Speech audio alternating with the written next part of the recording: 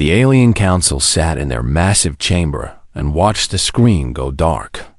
They had just seen the human colony destroyed. 50,000 people dead in 3 hours. The Zrath Empire had wiped them out completely. The council leader was a tall, insect-like creature with 6 eyes. He made a clicking sound that meant he was laughing.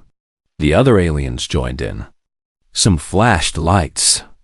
Some made rumbling noises. They all thought the same thing. The humans were finished. A single human stood in the middle of the chamber. He was short compared to the aliens around him. His skin was pale. His clothes were worn. He had been asking for help for months. Nobody listened. The insect leader leaned down toward the human. His voice boomed through the translation devices everyone wore. He said the humans should give up. They had been fighting the Zrath for 2 years. They lost every big battle. Their ships were broken. Their colonies had no protection. Their home planet was surrounded by enemy ships. The smart choice was to surrender. The human looked up at the towering alien. His face showed how tired he was, how sad. But his eyes showed something else. Something the council had never seen in him before. A fire that burned bright. He spoke quietly, but everyone heard him. He said humans do not surrender. Not when they are winning. Not when they are losing. Never. The chamber exploded with alien laughter. The crystal beings flashed in patterns of amusement. The bear-like creatures made deep rumbling sounds. Even the mind-reading species showed they thought it was funny. The insect leader waved one of his legs dismissively. He told the human they had 3 months. Accept the Zrath terms or die. The council would not help. Humans were too weak and too stubborn. They were not worth saving. The human turned and left without saying another word. Behind him, the council moved on to other business. They forgot about the small species from the tiny planet already. The human went back to his ship. He sent a message to Earth telling them what the council said. The response came fast. Not from the government. From the people themselves. Messages flooded in from everywhere. From survivors of destroyed colonies. From soldiers in damaged ships. From ordinary citizens hiding in bunkers under the ground. Every message said the same thing. No surrender. Never surrender. The Zrath Empire expected the humans to give up. Their experts had studied human behavior. They said humans would break under enough pressure. The Zrath had destroyed their colonies, cut off their supplies, shown overwhelming force. By every logical measure, humans should beg for mercy. Instead, something strange happened. The humans began to change. On Earth, factories that made toys and clothes switched to making weapons. Places where people went for entertainment became places where guns were built. Scientists who studied medicine and farming started working on military projects. The whole planet transformed into a war factory. Not because anyone forced them. Because the people chose it. In the asteroid belt far from Earth, miners who spent their lives digging rocks began building secret shipyards. They worked in the cold darkness of space. They built ships from whatever materials they could find. The ships were ugly and small and poorly made. But there were many of them. All across the solar system, the broken remains of Earth's fleet came back together. Ship captains who had never met each other before started talking through secret channels. They shared information. They shared supplies. They shared ideas about how to fight. They studied every battle with the Zrath. They learned from every defeat. Zrath commanders saw all this activity. They did not worry. These were just the desperate actions of a dying species. They kept their blockade around Earth strong. They prepared for the formal surrender they knew was coming. 3 months passed. The deadline arrived.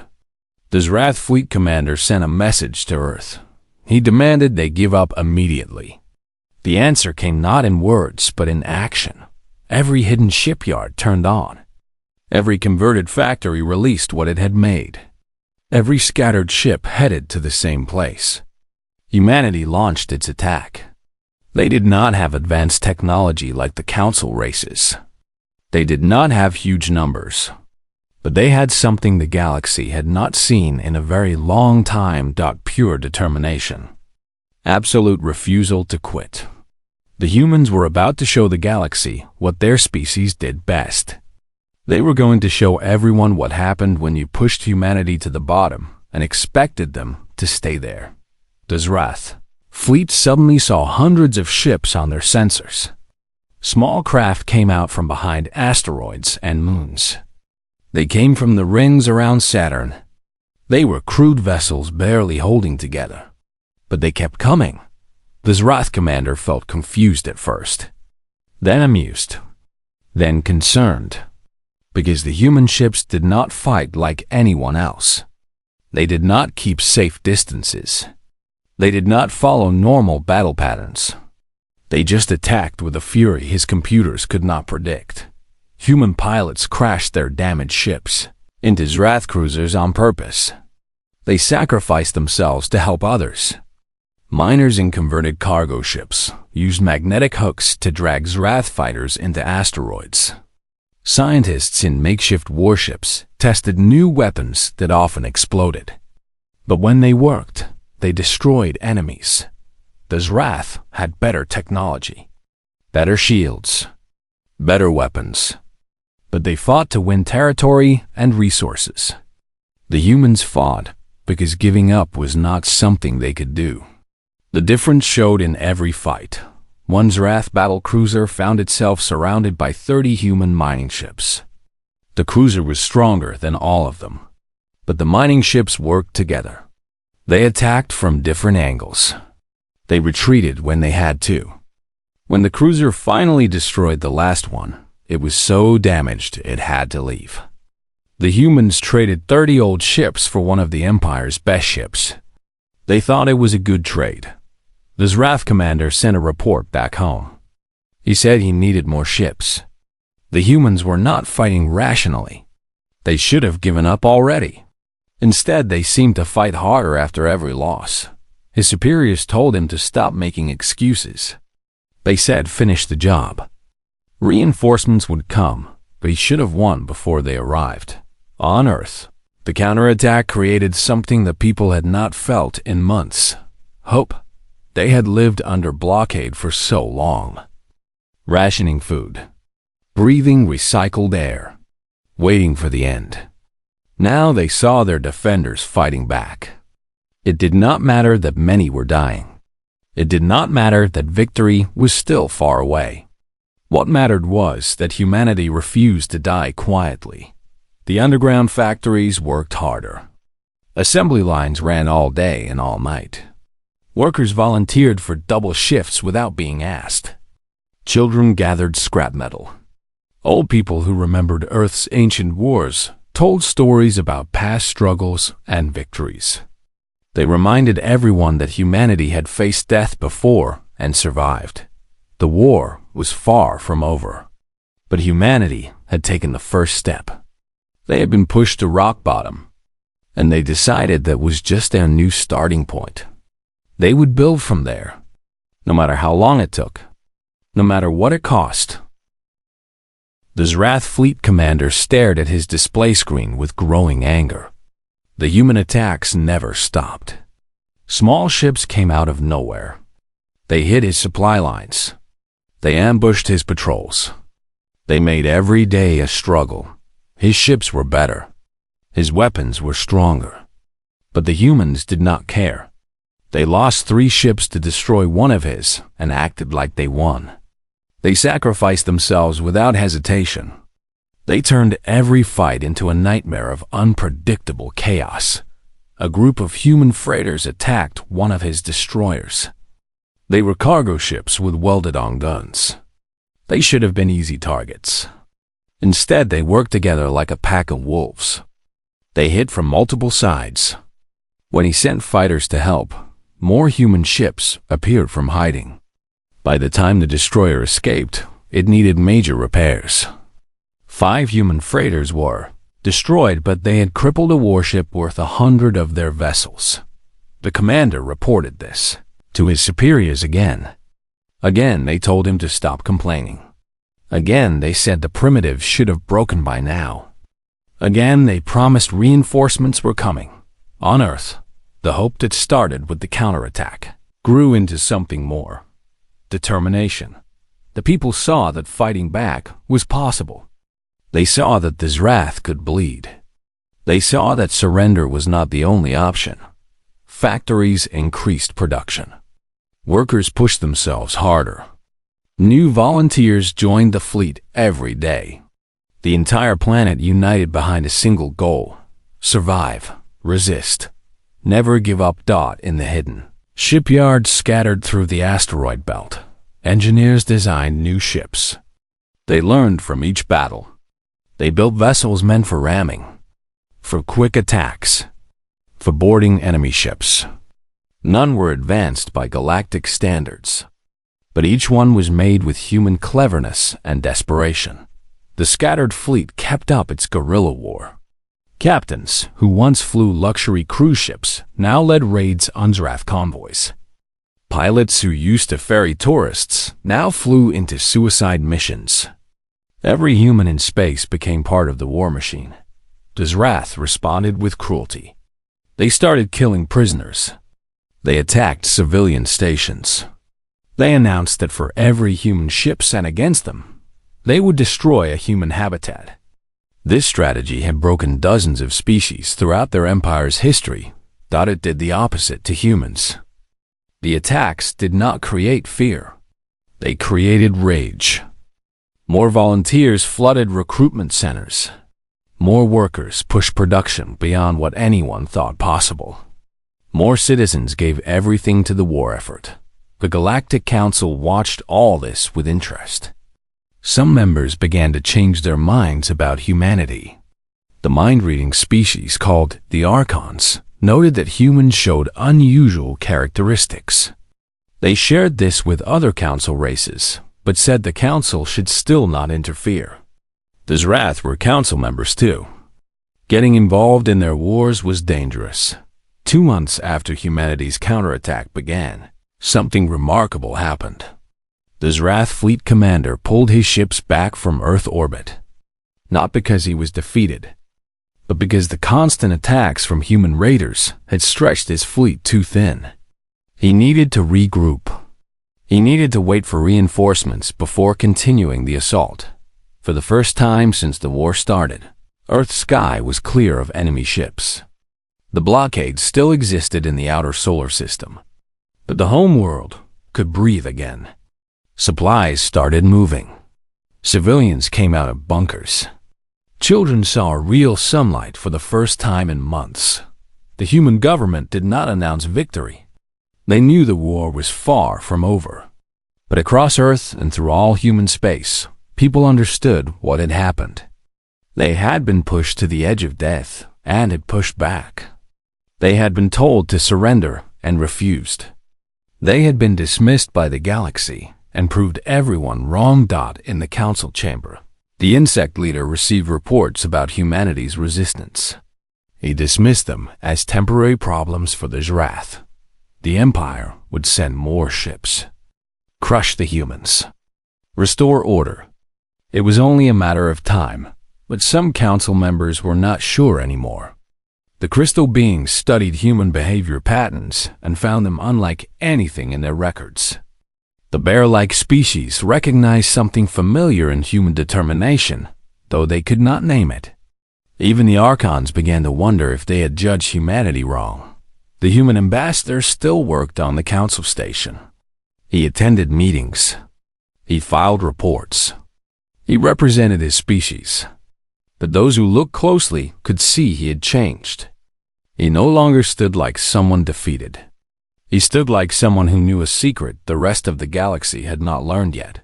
Humanity had hit rock bottom and decided that was just their foundation. They would build from there, no matter how long it took, no matter how much it cost. The galaxy had seen humanity at its weakest and thought that was all they were. They were about to learn they were very wrong. 3 months later, the Zrath reinforcements arrived. 50 massive capital ships, 200 cruisers, 1,000 support vessels. It was the largest fleet the Empire had gathered in decades. The commander who had struggled against humans was replaced. The new admiral was famous for crushing rebellions across the galaxy. His strategy was simple and brutal. Ignore the scattered human raiders. Focus on Earth itself. Reduce the homeworld to ash. Break humanity's spirit forever. No species could resist after losing their birth planet. The human defenders knew they could not stop such a huge fleet in direct battle. Their makeshift ships and converted freighters would be destroyed. But surrender was still unthinkable. Instead, they prepared to do what they did best: make the enemy pay for every inch of space. The Zrath fleet entered the solar system in perfect formation. A display of imperial power meant to terrify humans into giving up. They broadcast a final warning: surrender now or watch Earth burn. The response came from every human vessel, station, and settlement at the same time. A single word repeated across every channel. No doubt the battle that followed would be studied for generations. The Zrath moved forward with overwhelming force, expecting quick victory. Instead, they found traps, ambushes, and desperate courage that their tactics could not predict. Human ships hid behind Jupiter's moons and attacked the fleet's sides. Automated weapons disguised as space junk activated when Zrath vessels passed. Kamikaze pilots drove damaged ships into enemy formations, often taking multiple targets with them. Every human fought like they were the last defender, because they knew they were. The Zrath overwhelmed each defensive position, but slowly, at terrible cost. For every human ship destroyed, they lost fighters, damaged cruisers, and used ammunition they had saved for bombing Earth. The admiral grew frustrated, as is perfect. Formation broke apart into scattered fights. Across the solar system, what he did not understand was that humans measured victory differently. The Zrath counted ships and calculated ratios. Humans counted time and measured determination. Every hour the fleet spent fighting was another hour for Earth to prepare. Another hour for hidden factories to make weapons. Another hour proving that humanity would not kneel. And something unexpected happened. A human scientist working in a secret lab on one of Jupiter's moons succeeded in copying Zrath shield technology. It was crude, inefficient, unstable, but it worked. The design was sent to every shipyard immediately. Production began at once. New ships came out of hidden facilities with shields that could actually survive Zrath weapons for a few precious seconds. It was not much, but those seconds changed everything. Human vessels could now get closer for ramming, board enemy ships more effectively, survive long enough to make their sacrifices count for more. The Zrath admiral noticed the change. Human attacks became deadlier. His losses grew.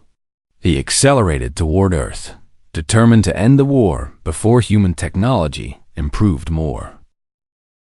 The final defensive line formed between Mars and Earth. Every surviving human ship gathered there. Military vessels, mining craft, luxury liners converted to carriers, experimental ships that had never been properly tested. They numbered less than 1,000 against 500 Zrath ships. By any military math, they could not win. But winning was not the goal. Surviving was the goal. Resisting was the goal. Showing the galaxy that humanity would never accept defeat was the goal. The battle lasted 3 days. Human defenders held positions until destroyed. Then other ships filled the gaps. Crews fought in damaged vessels held together by determination and quick repairs. Pilots with no training flew beside veterans, learning and dying together. The defensive line bent, broke in places, reformed, and held. The Zrath admiral realized too late his mistake. He brought enough force to conquer Earth, but not enough to break human will. His fleet was losing ships steadily. His crews were losing their courage.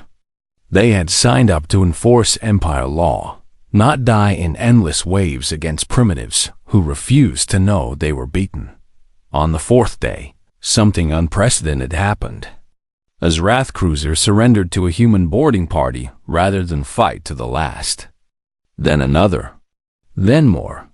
The Empire soldiers began to understand that humans did not torture or kill prisoners. They took prisoners, treated their wounds, and simply held them until the war ended. This mercy in the middle of desperate battle confused Wrath warriors, who had been told humans were savage.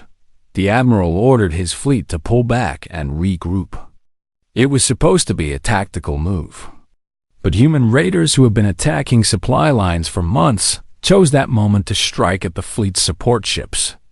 The pullback turned into a fighting retreat, then a rout. The Wrath fleet left the solar system in disorder. They had failed to reach Earth, lost hundreds of ships, suffered the unthinkable. Defeat by a species they expected to crush easily.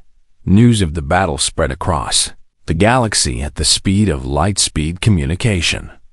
The Galactic Council held an emergency meeting. Species who had dismissed humanity now demanded answers. How had primitives defeated a major empire? What did this mean for everyone? The insect counselor who had mocked the human ambassador months before now faced him across the chamber. The human's uniform was worn and stained. He had lost weight. Dark circles showed under his eyes from months of stress. But he stood straight. When he spoke, his voice was steady. Humanity had not won, he explained. They simply refused to lose. There was a difference. The war continued. More battles would come, but Earth still stood.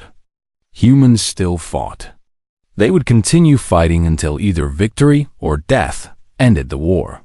The council debated for hours. Some races wanted to stop the conflict. Others said stay neutral. A few suggested humanity deserved council membership for showing such strength. The insect counselor stayed silent. His earlier confidence was gone. Finally, the council made a decision that would change galactic politics forever.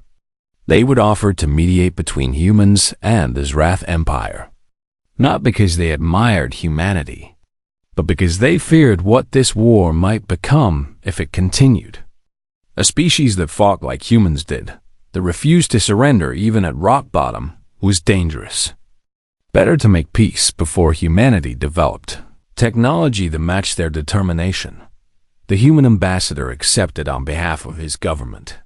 But he made clear that humanity would accept only one kind of peace, one that recognized their independence and guaranteed their safety. They would not surrender to avoid consequences. They had already faced the worst and survived. The galaxy was beginning to understand what this wrath learned at terrible cost. Humans were not powerful because of technology or numbers.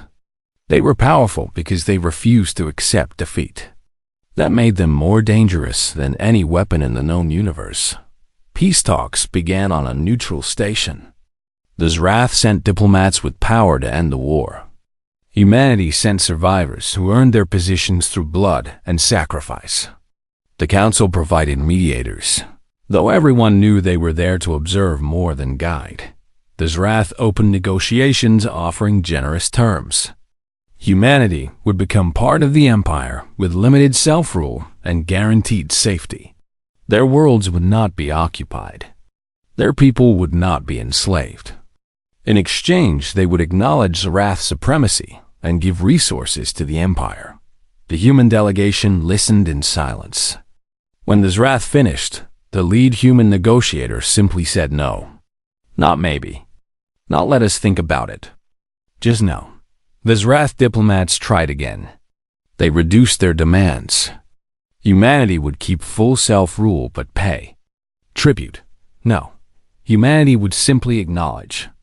The war ended in a draw. No. Humanity would agree to non-aggression with minor trade. Deals. No doubt for 3 days. The Wrath tried to find terms humanity would accept. Every offer was rejected. The council mediators grew worried. Wars ended with negotiated settlements, not with one side refusing to negotiate at all. Finally, the human delegation presented their terms. The Zrath Empire would formally recognize humanity's control over all territory humans currently held or claimed. The Empire would pay for destroyed colonies and murdered civilians. Zrath military ships would stay out of human space, and the Empire would publicly acknowledge that humanity defeated them in battle. The Zrath diplomats reacted with outrage. These were winners' terms, they said. The war was not won by either side. The Zrath fleet was still strong and could return to finish the job. Humanity had no right to demand such conditions. The human captain smiled for the first time since talks began. He invited the Zrath to resume the war if they felt confident. Humanity would be waiting. This time, human ships would have shields, better weapons, and hard-won experience. The next battle would cost the Empire even more. The council mediators stepped in. They proposed a compromise. The Zrath would recognize human independence and pay modest compensation. Humanity would agree to trade relations and peace pacts. Neither side would claim victory. The war would end with both sides recognizing the other's strength. Both delegations went away to think. The Zrath consulted their emperor. The military said they could defeat humanity if they used enough resources. But the cost would be high. Other enemies might take advantage of Zrath weakness during a long war. The emperor, practical despite his pride, agreed to accept the council's terms. The human delegation did not need to ask Earth. They had authority to decide. After brief discussion, they accepted the compromise with one change. The peace treaty would state that humanity fought the Zrath Empire to a draw and earned their independence through blood. The Zrath reluctantly agreed. Words were just words. They could accept the insult to their pride. The treaty was signed 3 weeks after talks began. The Galactic Council celebrated. War between advanced species was rare and dangerous. They had prevented more bloodshed and kept stability. But the galaxy was about to learn that peace was not the end of humanity's story. It was the beginning. Within months, human merchants appeared in ports throughout Council space. They traded not advanced technology, but something more valuable: reliable service. Human crews flew routes other species considered too dangerous or unprofitable. Human traders delivered goods on time, every time, building reputations for trustworthiness. Human colonists bought dead worlds no one else wanted and began the hard work of making them livable. More importantly, the story of humanity's war spread. The details got exaggerated in some tellings, but the core truth remained.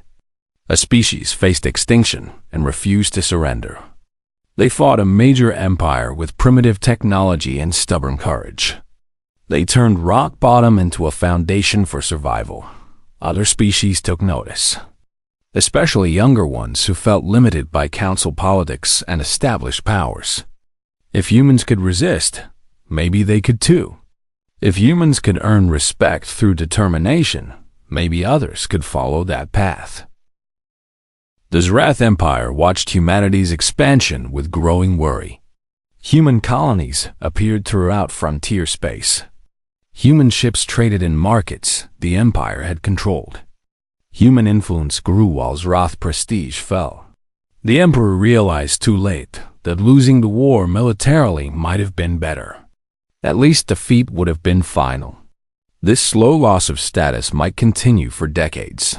5 years after the peace treaty, the Galactic Council faced something they never expected. Multiple species asked for humanity to get council membership. Not because humans were powerful in traditional ways.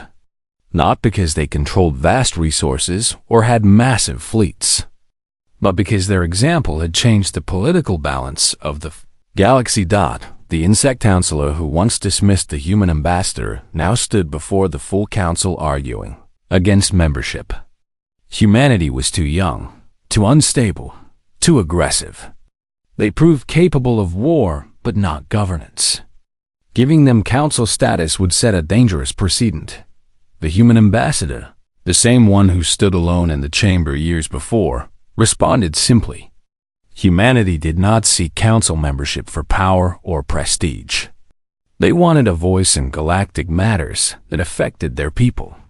If the council denied them, humans would continue building their civilization anyway. The galaxy could include them in discussions or not. Humanity would persist either way. The vote was close. Some species supported human membership out of genuine respect. Others did so to balance against the Zrath and other established powers. A few voted in favor because they feared what humanity might become if left outside council structure. When results were announced, humanity became the youngest species ever granted full council membership.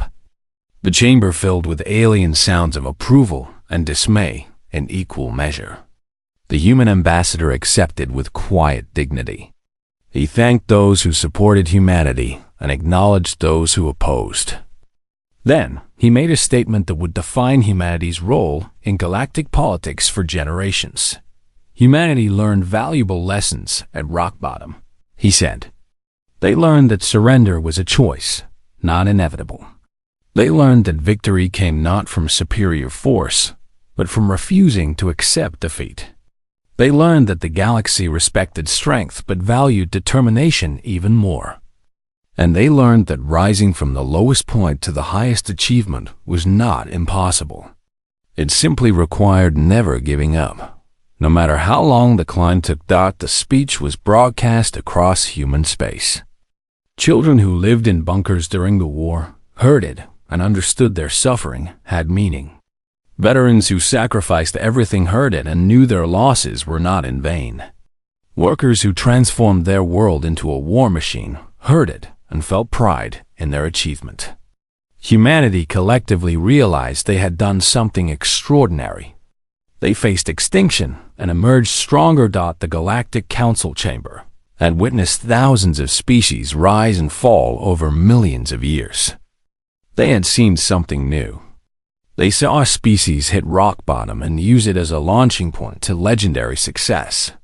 Not through technology or luck or accident, but through sheer unwillingness to give up. The insect counselor approached the human ambassador after the session ended. He admitted he underestimated humanity in their first meeting. He asked what humans would do now that they achieved the impossible. The ambassador smiled. Humanity would do what they always did, he explained. They would work, build, explore, and grow. They would face new challenges and overcome them.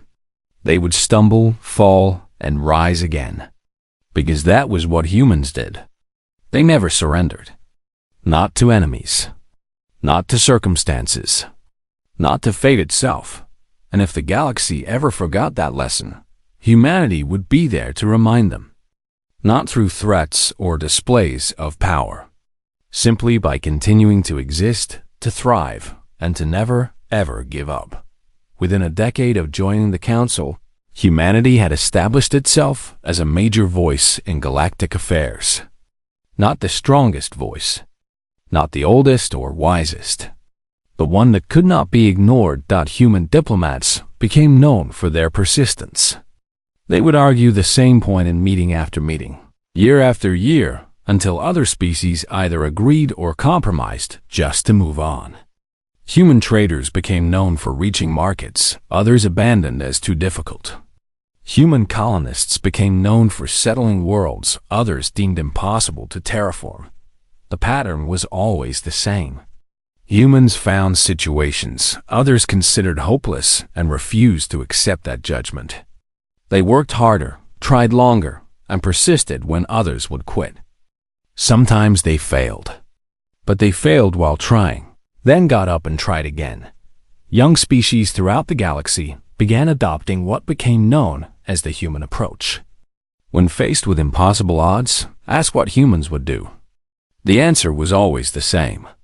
Refuse to surrender. Find a way or make one. Turn rock bottom into a foundation. The older council races watched this shift with mixed feelings. Some appreciated the new energy and determination spreading through younger species. Others worried about stability and tradition. The Zrath in particular grew bitter as their empire slowly declined while humanity rose. 20 years after the war, a Zrath military historian published a study of their conflict with humanity. The conclusion shocked the empire. The Zrath had not lost because of tactical errors or technological gaps. They lost because they never understood what they were fighting. They thought they fought a primitive species defending territory. In reality, they fought an idea that could not be conquered. The idea that surrender was always a choice and defeat was never final. The study spread beyond the Zrath Empire. Military academies across the galaxy began teaching it. The human war became a case study in asymmetric conflict. How does a superior force defeat an enemy that refuses to acknowledge defeat? The conclusion was always the same. You cannot. You can only destroy them completely or learn to coexist. The human ambassador, now an old man, read the Zrath study with interest. He shared it with his staff. They discussed it over dinner one evening on the council station. One young diplomat asked if the ambassador ever imagined things would turn out this way when he stood alone in the council chamber decades before. The old man thought for a moment. He said no. He never imagined the specific outcome, but he always knew humanity would survive. Not because humans were special or chosen or superior, but because giving up simply was not in their nature. When faced with extinction, humans chose to fight. When told surrender was logical, humans chose to resist. When pushed to rock bottom, humans chose to build upward. That choice, repeated by millions of individuals across desperate years, created the outcome. Not destiny or luck or genius. Just millions of humans choosing every day to keep going. That was the real secret. That was what the galaxy learned from humanity. The young diplomat asked what challenges humanity would face next. The old ambassador shrugged. He said there would always be challenges. New enemies. New disasters. New reasons to give up. And humanity would face them the same way they faced his wrath. By refusing to surrender. By turning each setback into a setup for the next attempt. By never, ever giving up. He looked out the window at the stars. Somewhere out there, he said, human ships were exploring new systems. Human colonists were building new settlements. Human children were being born who would never know the desperation of the war years. They would face their own challenges, make their own choices, build their own legends, but they would carry forward the lesson their parents and grandparents learned at rock bottom. That humans never surrender. That defeat is a choice, not a destiny. That the lowest point is just another place to start building from. The story of humanity's rise became more than history. It became mythology. Parents told it to children. Teachers taught it in schools. Leaders invoked it in speeches. The specific details changed in various tellings. But the core remained the same. Humanity faced extinction and refused to accept it. They fought when logic said surrender. They persisted when reason said quit. They rose from rock bottom, not because they were destined for greatness, but because they chose to climb. And that choice, that fundamental refusal to give up, transformed them from a species on the edge of extinction to legends among the stars. Not through miracle or magic, but through the simple, stubborn, glorious act of never surrendering. The galaxy learned the lesson well. When facing impossible odds, remember the humans. When standing at rock bottom, remember what they built from there. When told to surrender, remember that it is always a choice. And remember that legendary success does not come from avoiding rock bottom. It comes from hitting bottom and deciding that it's just your foundation. The place where you stop falling and start building. The point where defeat becomes the first step toward victory. That was humanity's gift to the galaxy. not technology or military might, but the idea that rock bottom is not an ending. It is just the beginning of the greatest climb. And that climb, no matter how hard or long, is always worth making, because humans never surrender. And once you learn that lesson, neither do you.